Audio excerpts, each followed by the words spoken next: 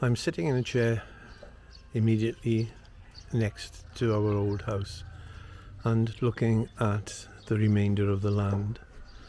Remarkable progress has been made on the house because I've got 10 people working here. The window man came 2 days ago and measured up all the windows. He'll be away for a couple of days making them. They reckon it'll take 1 day to put all the doors and windows and the external part of the house in. The electrician came yesterday and we now have power in the house. All our plugs, power points and switches are there. Last night the external lights were switched on, or all the lights were switched on in the house, and it looked very nice. A milestone for us. The lady crossing us now has been going around collecting the scaffolding and piling it up with a view to moving away. The workers went to Royat to take away the shuttering. They have to pay on a daily basis for the hire of the shuttering. So they went and they came back in the same day. Understandably, it's a long way. They didn't do any work for me that day, but when they did come back, they had extra workers. So we've got 10 people actually working on the house at the moment, and relatively little work to do. I'm staying in my chair because I don't want to interfere with the workers, but I have a lot to say and I'm running out of time in order to say it.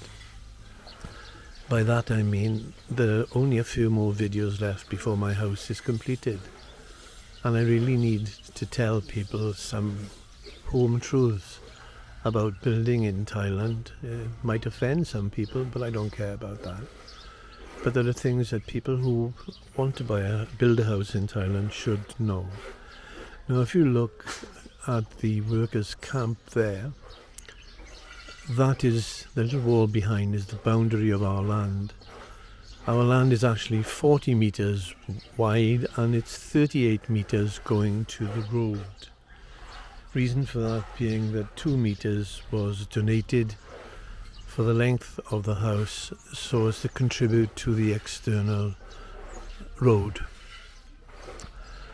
My late father-in-law had bought this land and in addition the house that you can see behind the workers' camp. He paid 1,500 baht for it 30 years ago. Unbelievable, 1,500 baht. And he sold that part of the land where the other house is for 5,000 baht. So giving him a profit of 3,500 baht, and the land was his virtually for nothing. Our land title is known as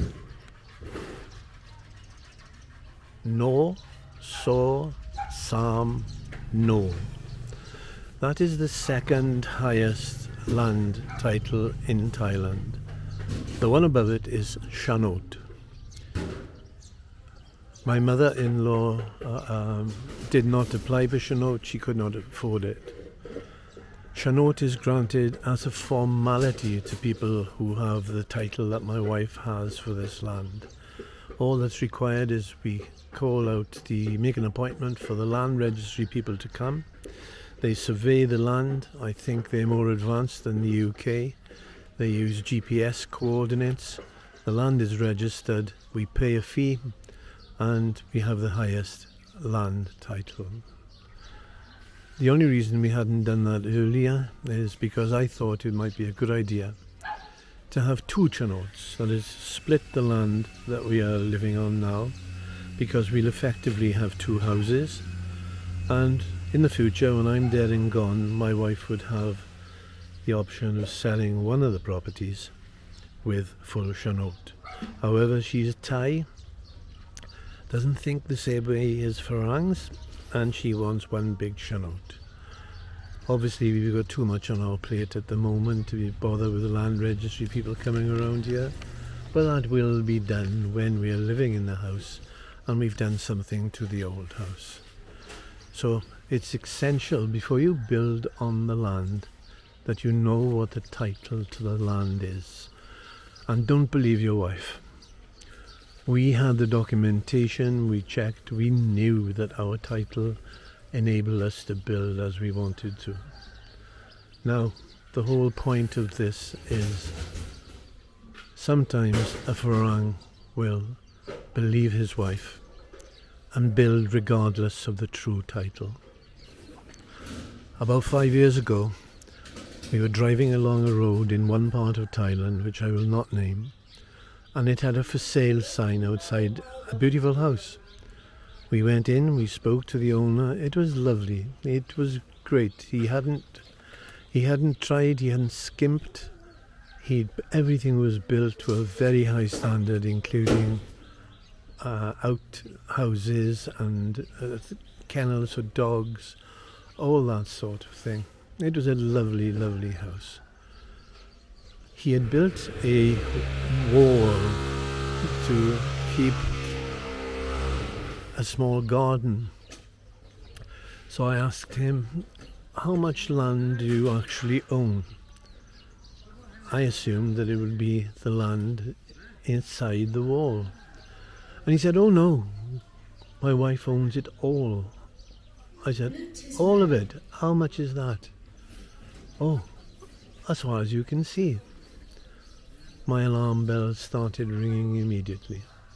Trying to cut a long story short, the woman did not own the land. She lived as members of my family do. The Thai government allowed Thai people to live and work areas of land, but they never own it. He built this beautiful house. He wanted to sell it, but he couldn't. And he lived under the threat of government officials coming along any day and telling him to knock it down. A few weeks ago, I drove past that land, and there was the house, abandoned. It was a terrible, terrible shame. It's surrounded by what looks like rice. In the UK, it would be covered with brambles and God knows what else. But this was just standing there. It's about to play music now, so I'll have to call this quits. The music stopped. The workers have gone to lunch. They're not cutting anything anymore, so I got a chance of picking this video up. I mentioned that my father-in-law was very, very lucky. A very shrewd man. Well, I never met him. He died before I came on the scene. But in reality, anybody will know that there is no such thing as cheap land. Not in Thailand, not in anywhere else. If land is being sold cheap, then there is something very, very wrong with it. And in Thailand, it tends to be floods, water, that sort of thing. So be very, very careful. If you're offered land, first make sure it can be sold, because I've already mentioned that there is a title to it. But if it's very cheap, look to see if there's a mountain nearby or the more obvious river close by. I would have liked to have lived in Ayutthaya, beautiful place, but subject to floods in a way that you couldn't believe. Really, I wouldn't be clever enough to have bought land or bought a house in Ayutthaya without fear of floods ruining our lives. Simple as that. So, having said that, let's move on to another point. A lot of Thai people, like in the UK, are in serious debt. Because of that, they are looking for mugs, fools, to come along and buy their property and lift them out of the mess they're in. And we had a sudden burst of music then, unfortunately. YouTube will stop my video and tell me off if there's video in it. If there's music, rather. She seems to have stopped now. She's gone away. Okay. In UK and in Thailand, household debt, incredible. People are looking for fools to come along and lift them out of the mess they've created for themselves. The result of that is the Thai property market is virtually dead. Simple as that. The other thing you have to be careful of when you buy land or a house that's already owned by somebody else is that in order to service the debt that they're in, they'll put the deeds of the house or land with a bank. So before you buy anything in Thailand, make sure there are no charges attached to it. You don't want to buy land only to find that you owe still more money to Bangkok Bank or Krungsi or any other bank. Be very, very careful. You'll have to visit the land registry to make sure there are no charges on it before you dare to build it. One would have thought that buying a house off a farang would be less prone to upset. That is simply not the case. A great many farangs have come to Thailand, splashed their money around, had little or no regard to the cost of their house, and when they seek to leave, they're looking to recover the money that they've spent somewhat foolishly. Another true story, 4 or 5 years ago, an estate agent had foolishly given my telephone number to a man who wanted to sell his house not far from Nong Khai. The man wanted £200,000 for his house. I had seen it. I drove past it. It looked as though it was going to fall down. The upstairs floor was all not in alignment with the lower floors. He had paid an enormous amount. He'd been ripped off fine style, and he was looking for someone to pull him out of the mess he'd created. He spoke to me. I made it quite clear to him that I couldn't possibly afford £200,000, but at the same time it wasn't worth half of that. He had been ripped off. I made it clear to him. He said he protested quite a bit and said, "But my house is..." I said, "Look, mate," I said, I'm sorry for the situation you're in, but I am not going to help you out. I have to spend my money more wisely than you have spent yours." And I said, "Please don't phone me again." So the farang aspect, just use common sense like you would at home. My experience with Thai builders, or farang builders in Thailand, has not been good.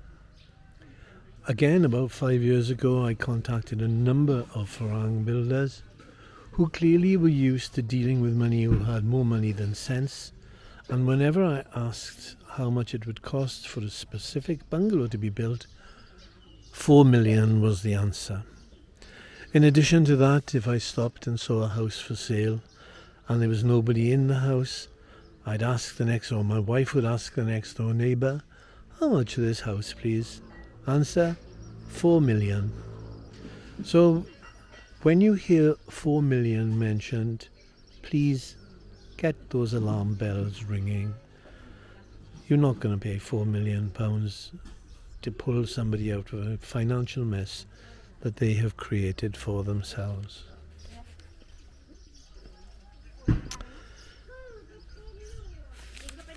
I've already dealt with the not believing the Thai wife bit.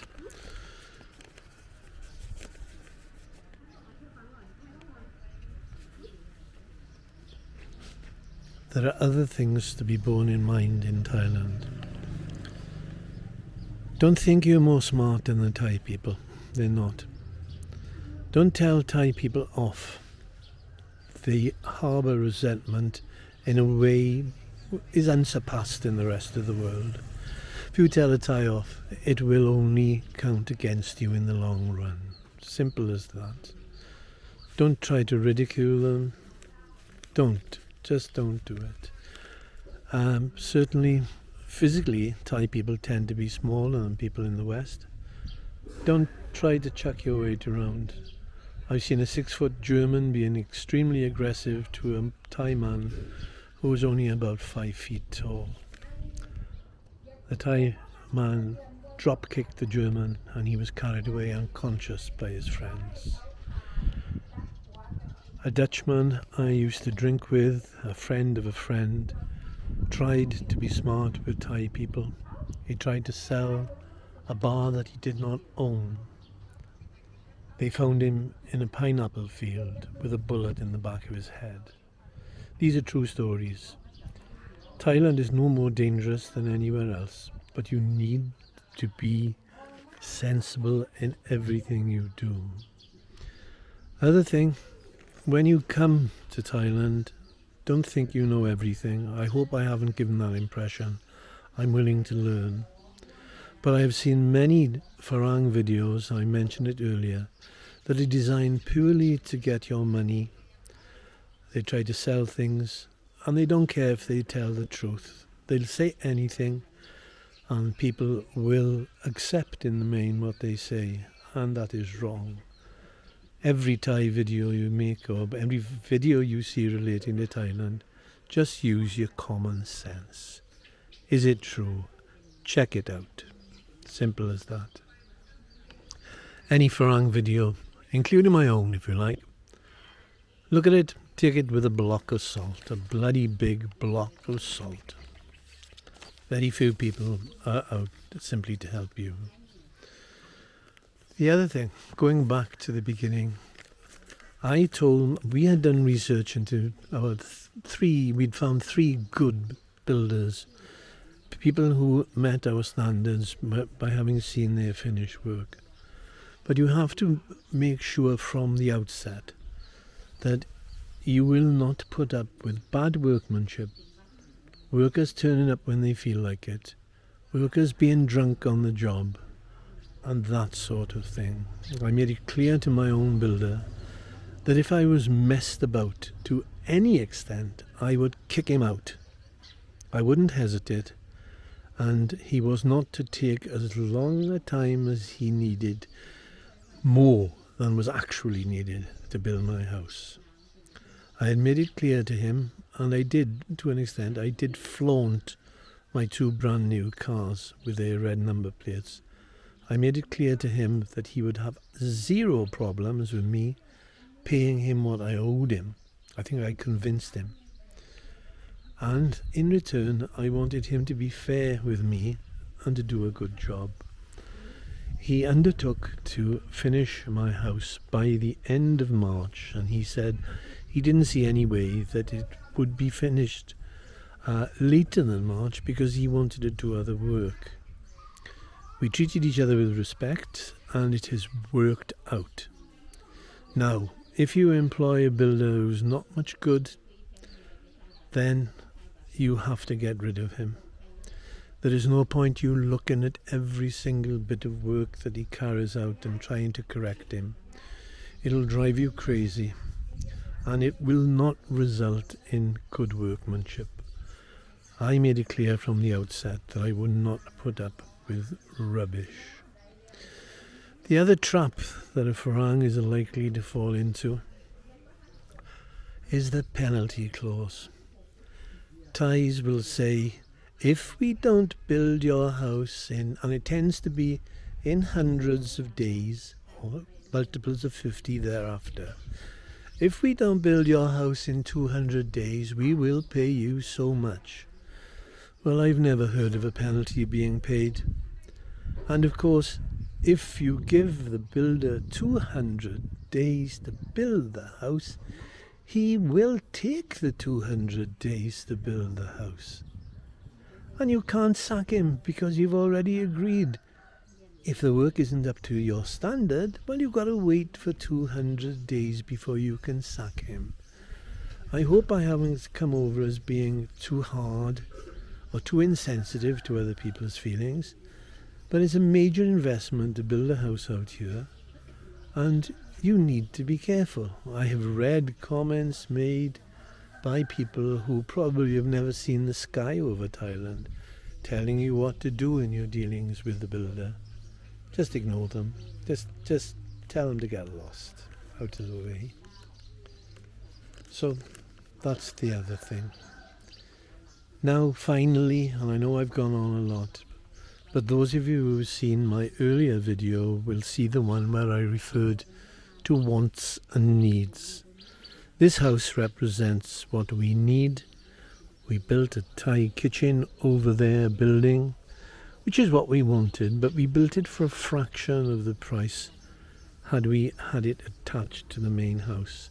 We saved somewhere in the region of 700,000 baht by not having our main builder to build our Thai kitchen.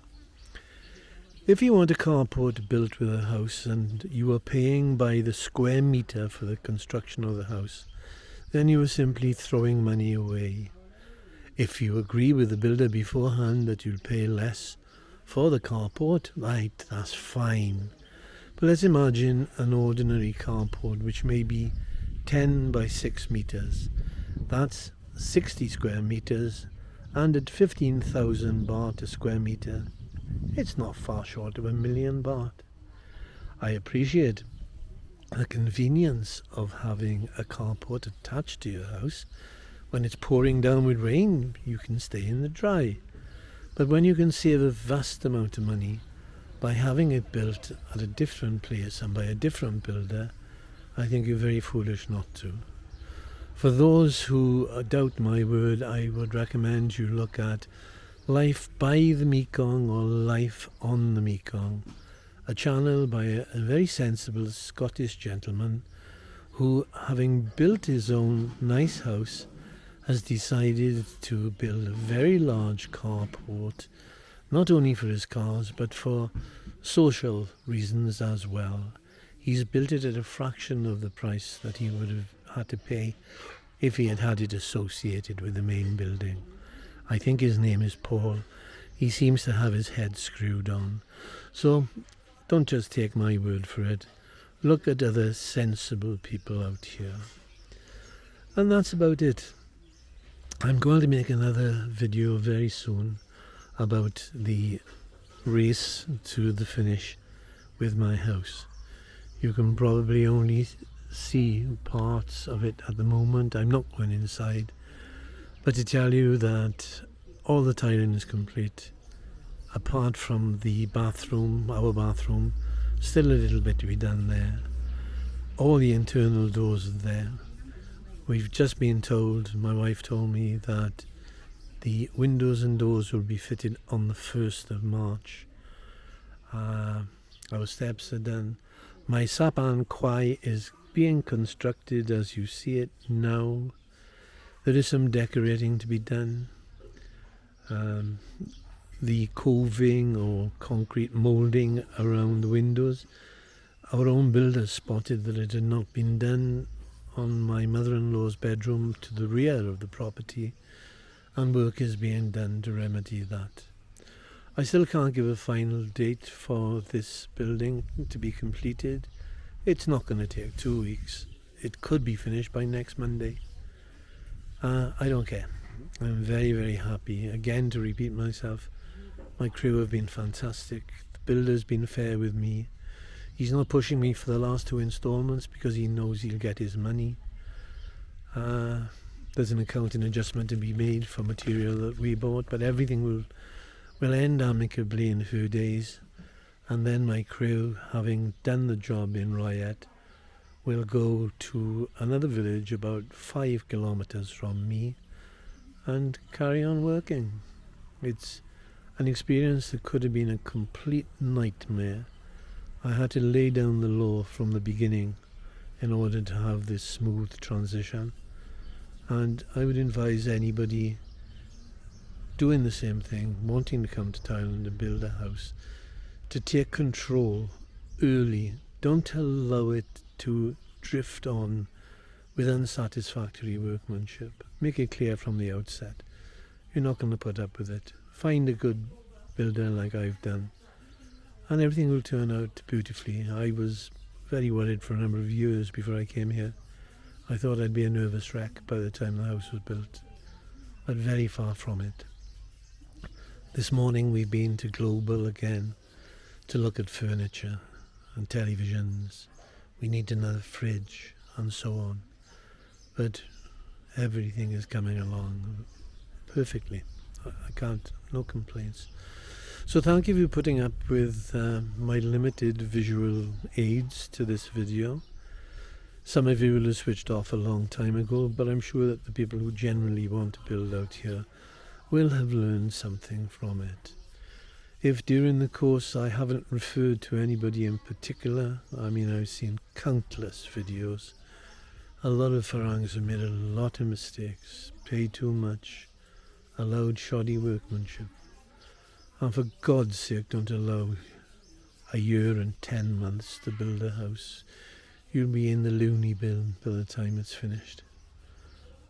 I'm going for my lunch now. So if you've persevered, thank you very much for listening to me. You haven't had much to watch. And thank you, and goodbye for now.